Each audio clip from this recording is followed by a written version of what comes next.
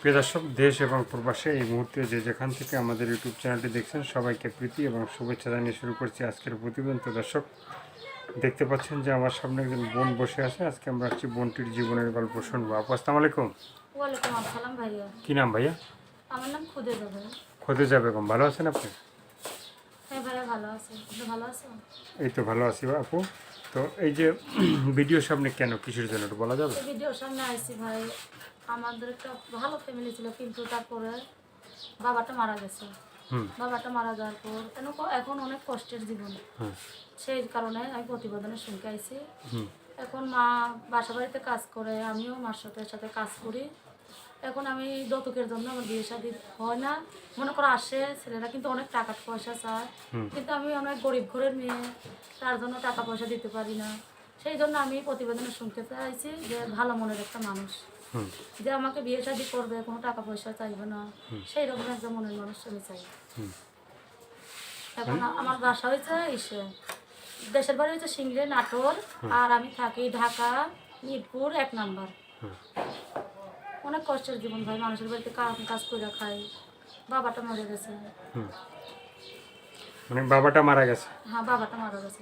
তো মানুষের বাসায় আপনি মানে কাজ করে খান? হ্যাঁ, বাবাটা বাড়িটা হয়েছে কই? সিংড়া নাটোর। নাটোরে। তো এখন এই যে মানে মানুষের বাসায় কাজ করে খান, সে তাতে কি আপনার সংসার চলে?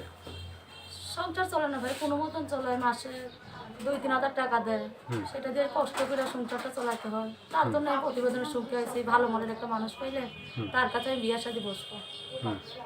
মানে ভালো একটা মানুষ পেলে তার কাছে বিয়ে বসবেন। এর আগে কি আপনার জীবনে ভালো কোনো মানুষ আসছিল? না না, এর আগে আমি কখনোই কারোর সঙ্গে ভালোবাসা করি নাই। আর আমি সারা জীবন কষ্ট করে গেছি, বুঝছো, বাবাটা মরে গেছে। তারপর থেকে কাজে করি মানুষের বাড়িতে। বিয়ে শাদী কি হয়েছে না হয়নি? না, বিয়ে শাদী হয় নাই আমার। হয় নাই? না। তো এখন যদি কেউ বিয়ে করতে চায়, ফোন নাম্বারটা বলা যাবে? কোনো খারাপ কথা বলবে না, আর যে ভাইরা আমাকে ভালো কথা বলবে সেই আমার নাম্বারে ফোন দিও। মানে যে ভাইরা ভালো কথা বলবে সে মানে ফোন দিবে? না, যে আমার জীবন সাথী হবে, ভালোবাসবে আমাকে, আমি সেই মানুষই চাই। আর এই যে আজে বাজে মানুষ যে খারাপ কথা বলবে, এই করবে টাইম পাস করার জন্য, সে আমাকে ফোন দিও না। মানে টাইম পাস করার জন্য ফোন দিবে না? হ্যাঁ। টাইম পাস মানে করার কি টাইম নেই? না, টাইম পাস করার জন্য আমি ফোন দিলাম। তো অনেক কষ্টের পরে প্রতিবেদনটা ছাড়ছি। আমি চাই যে একটা ভালো মনের মানুষ, যে সারা জীবন আমার পাশে থাকবে, সেই রকম একজন মানুষ চাই। সেরকম একটা মানুষ পেলে কি মন থেকে ভালোবাসা যাবে? হ্যাঁ, সেরকম একটা মানুষ পেলে তাকে আমি মন থেকে ভালোবাসবো। হ্যাঁ, সারা জীবন তার পাশে থাকবো। মানে সারা জীবন পাশে থাকা হবে। তো দর্শক, মানে আর কিছু বলার আছে? না ভাই, আর কিছু বলার নেই। দর্শক, আপুর কথাগুলো শুনলেন, ভালো লাগলে অবশ্যই তার পাশে থাকবেন। সাহায্য সহযোগিতা, প্রেম, ভালোবাসা, বিয়ে শাদী যে যেটা করবেন সেটা আপনাদের একান্তই ব্যক্তিগত ব্যাপার। ভালো থাকেন, সুস্থ থাকেন, 5 ওয়াক্ত নামাজ পড়বেন, দেশটাকে বেশি বেশি করে ভালোবাসবেন। সবাইকে আল্লাহ হাফেজ, সবাই ভীষণ ভালো থাকবেন।